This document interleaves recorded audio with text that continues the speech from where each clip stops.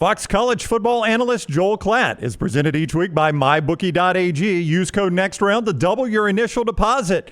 That's MyBookie.ag, code NEXTROUND. Bet anything, anytime, anywhere with MyBookie.ag, code NEXTROUND. We've already paid a pound of flesh to the Colorado football gods today, but we'll do it again here as Joel Klatt comes on the show.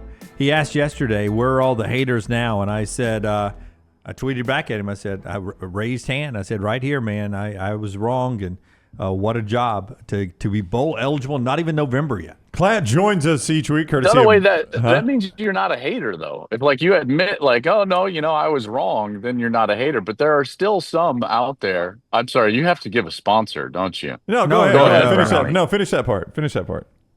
I was just going to say, there are still a sector of people out there that are still like, it's all for show. He's terrible, this or that. And it's that those are people that just have hate in their heart. Yeah.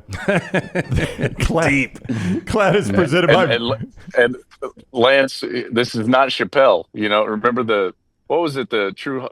What there was. Yeah, it was True Chappelle Hollywood Story. He was like, if you got hate in your heart, let it out.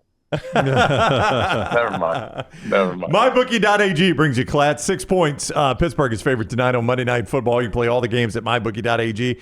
Code NEXTROUND to double your initial sign-on bonus, including the game Klatt will be doing Saturday, where Ohio State is a 4-point road favorite. We will talk about that game in Happy Valley on the Big Noon Kick. Are you about to play golf? Is that why you're out of the home studio today? We've got a charity. Well, it's for my boys' school, so it's like the school fundraiser golf tournament. Okay. All the dads are getting out there today, so got my coffee. I'm ready to go. Woke up with a little kink in my neck, but we're gonna be fine. Well, don't worry, guys. My group has won it 2 of the last 3 years, and even though it's a Christian school, I'm out for blood today. Hey, so I'm sure that a way to let that hate out of your heart. Yeah, thank you. Well, that's what Chappelle told me to do. I don't know what Hey. What is more impressive, Klatt, that Nebraska is able to come back and Matt Rule get his guys together believing they could win that game and playing defensively as well as they did, especially against the run, or that Indiana with a backup quarterback just wins again by double digits, and then going back to the game you guys called, they won that game by 49 points. This Indiana team, it's insane, but at the same time, I give Matt Rule a lot of credit that they had every opportunity to win that game. I mean, yes. Yeah. So both of those things, right? And I'll try to tackle one at a time. So let's first go with Nebraska. I thought it was fascinating. So when I called both of the games, right? So I did the Indiana game, and then they had a game plan that was pretty clearly about trying to stop Rourke in the passing game. And they got wide with their defensive tackle alignment, in particular on second and long, any type of passing down, heavy, dime defense, wide techniques. And Indiana was just okay, we'll just run the football then. And they did that to the tune of, I think, right around 220 yards, which Indiana is just a really good football team. I'll get to that in a second.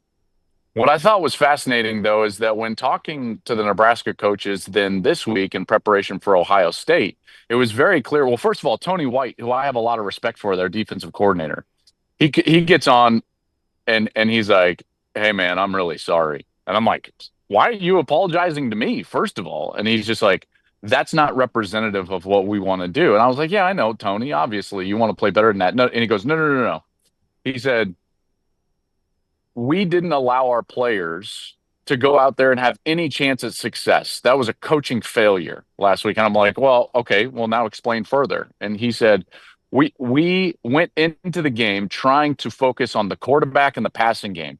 I learned nothing from the Illinois game. And I'm like, explain further. And he says, in the Illinois game, we played really good defense in the first half and felt like they got some things hit on us in the passing game and the RPO game. And so we made the second half against Illinois about the quarterback. And then they really torched us in that second half. And I didn't learn from that. And he said, and I made this game plan for Indiana all about the quarterback and the passing game.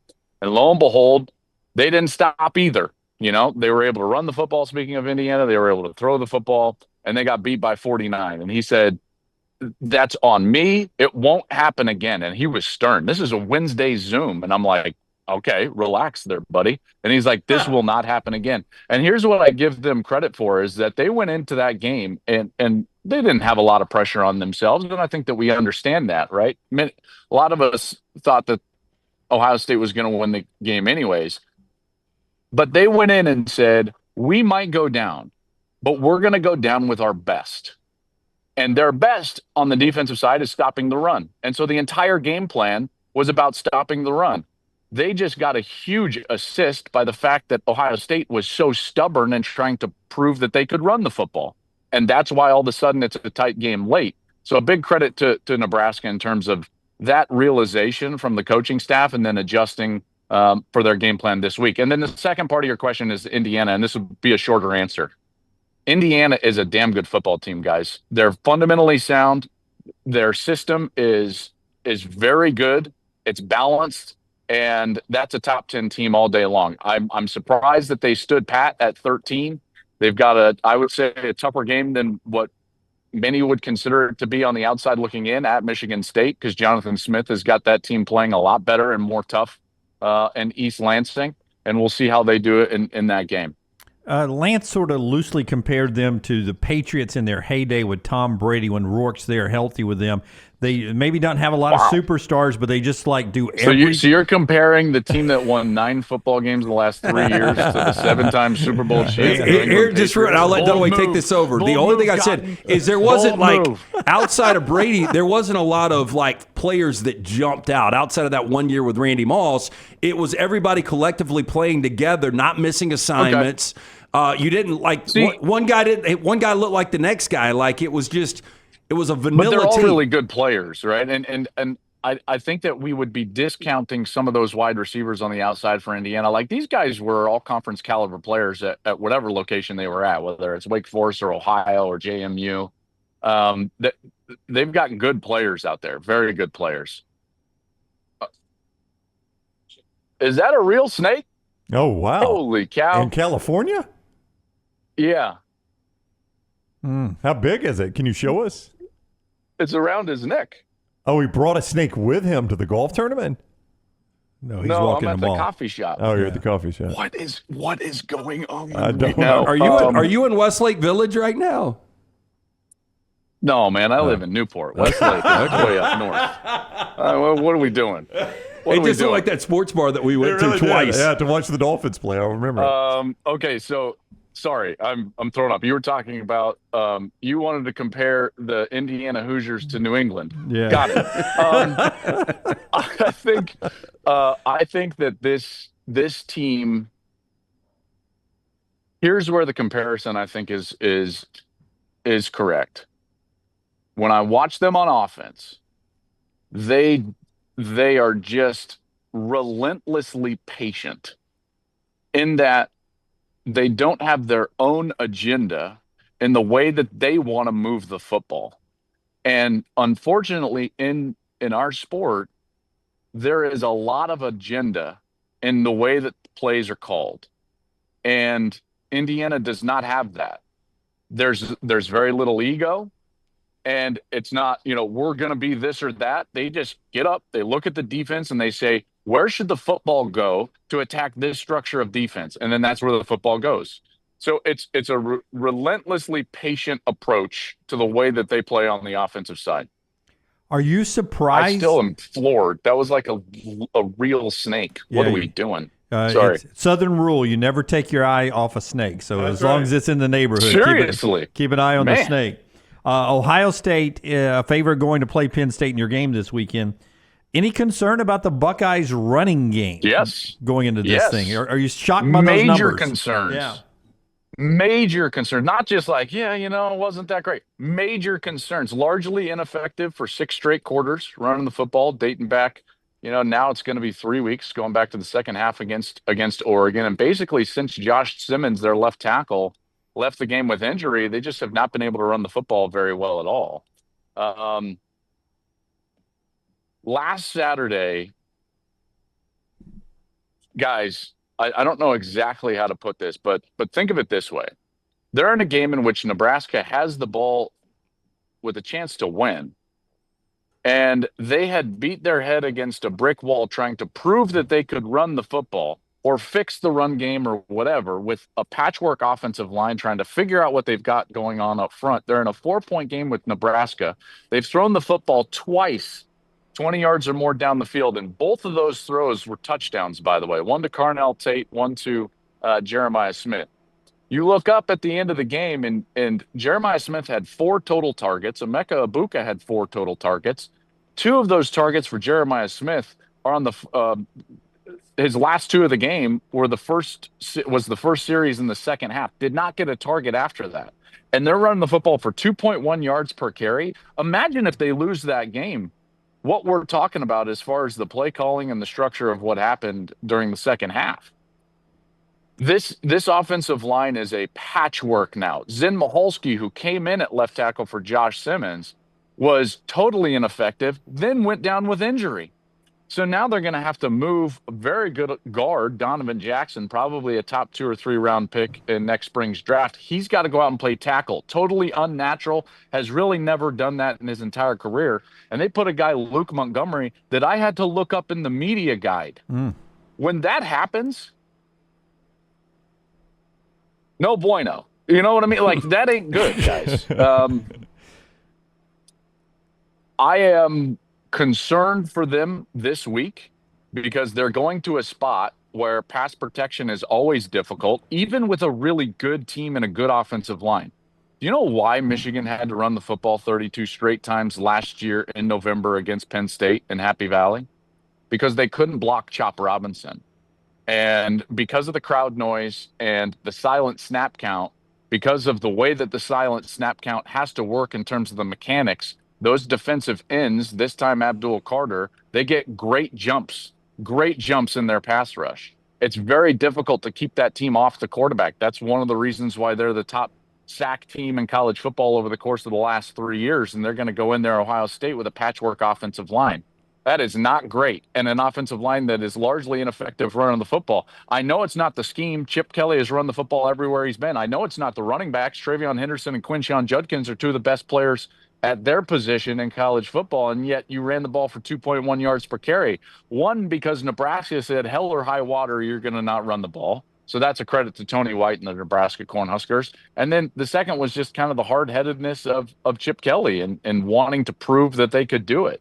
But this is, I mean, I tell you, man, this is not a good situation for Ohio State going into this game.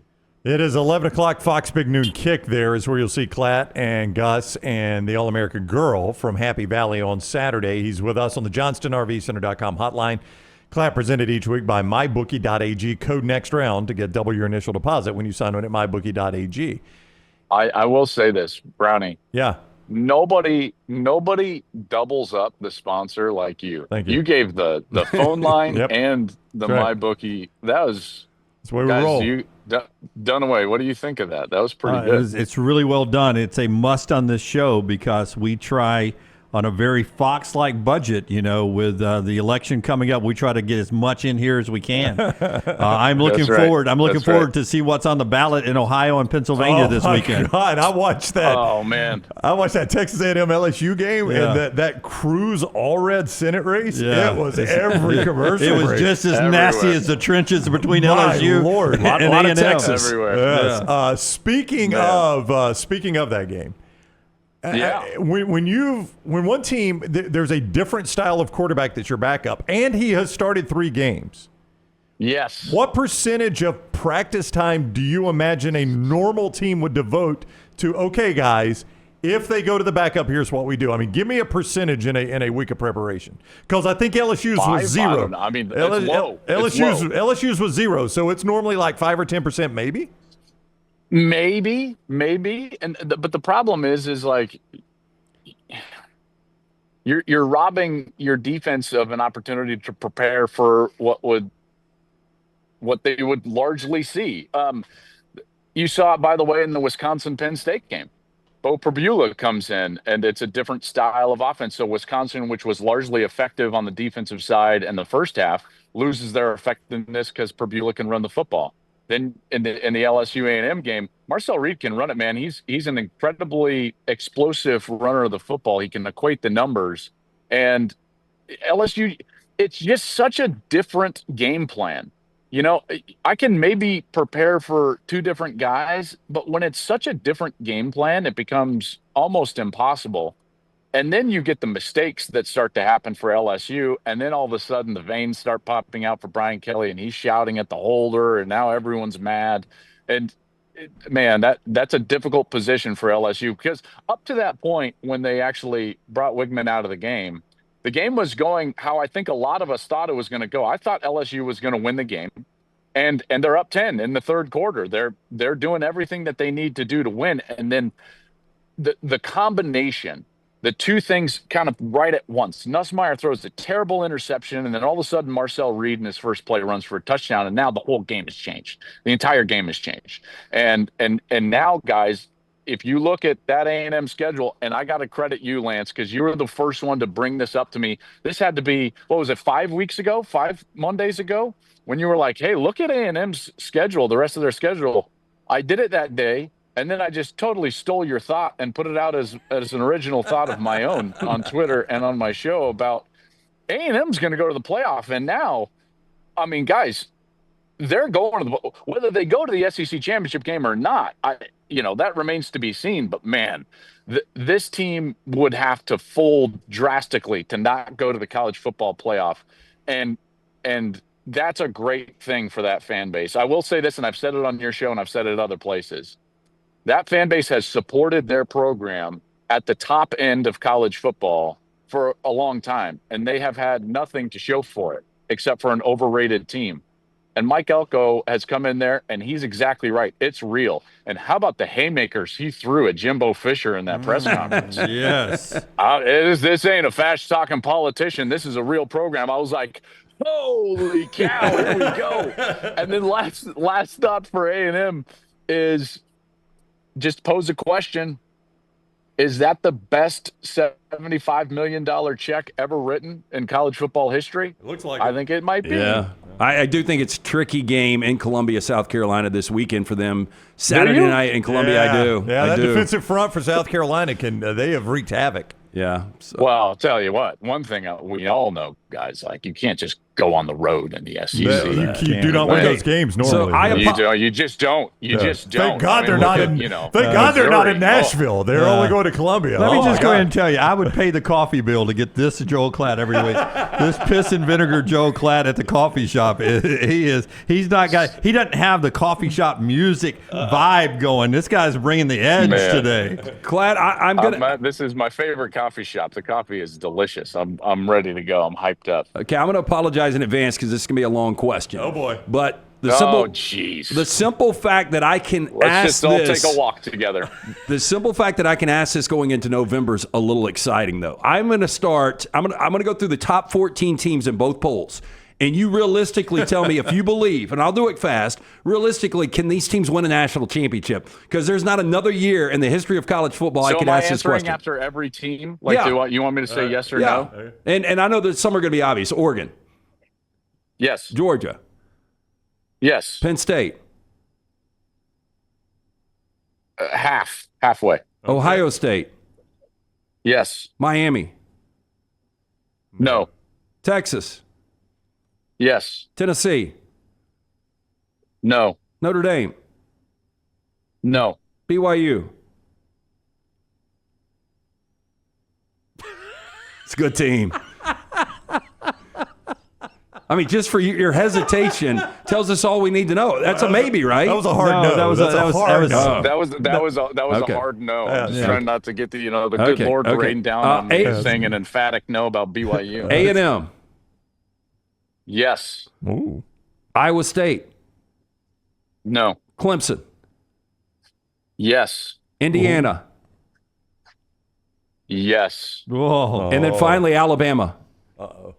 Yes. Okay. Yeah. I mean, I think that's 10 of 14. I mean, that just showed you that if you hate the 12-team playoff, whatever, but we're rolling into November, and this many teams are not only alive to get to a playoff, but to win a national championship. That's exciting. So I think that there's 27 teams with a realistic, not mathematical, but a real path to the college football playoff. 27 teams. That's a staggering amount. We've had more top 5 matchups than we've ever had to this point in the season, and we're about to get more. The expansion of conferences has been incredible. Look at the matchups that we've gotten. I mean, just the Georgia, Texas, and Ohio State, Oregon alone made it all worth it. And we're going to get Texas A&M. This has been great for the sport. That's just conference realignment. Then you get to the expansion of the playoff, and now you've got 27 teams playing real games for the playoff here down the stretch. That's great for the sport because it gives fan bases hope. So you're giving fan bases more of what they want. So more competitive games at the top end. You're giving more fan bases hope. And then you bring in the transfer portal. And that's the other thing that everyone hates in college football. Oh, I hate the transfer portal. I don't like conference realignment. We shouldn't expand, mix the regular season.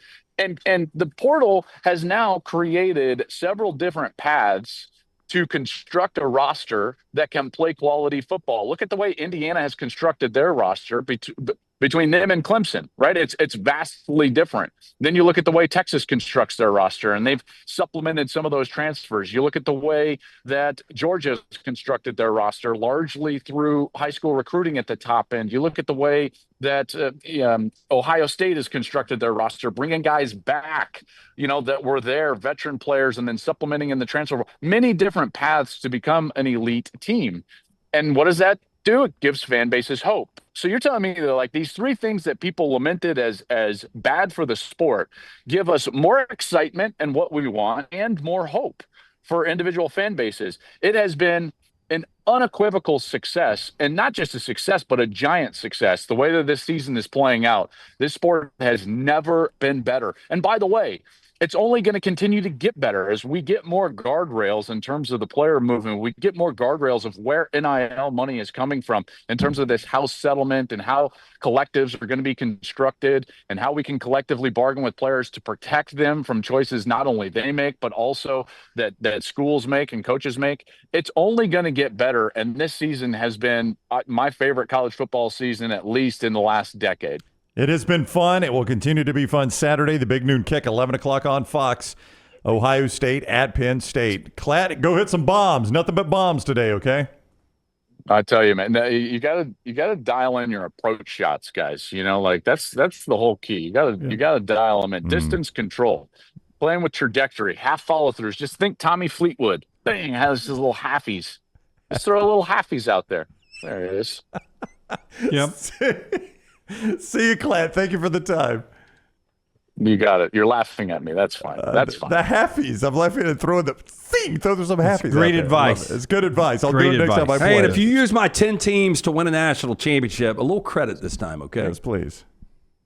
Absolutely not. Okay. Thank you. See you, Klatt. Thank you. Klatt with us, courtesy of MyBookie.ag. Code next round when you sign on to MyBookie.ag. They double that initial deposit. MyBookie.ag. Bet anything, anytime, anywhere with MyBookie.ag.